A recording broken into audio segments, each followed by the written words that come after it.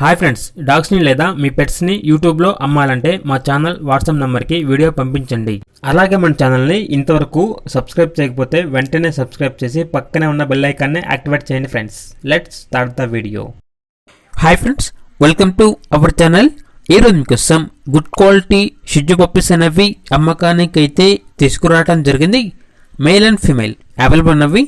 Puppies యొక్క age అనేది 40 days. Deworming complete అయింది.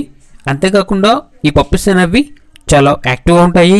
ఎటువంటి హెల్త్ ప్రాబ్లమ్స్ అనేవి ఏమీ లేవు.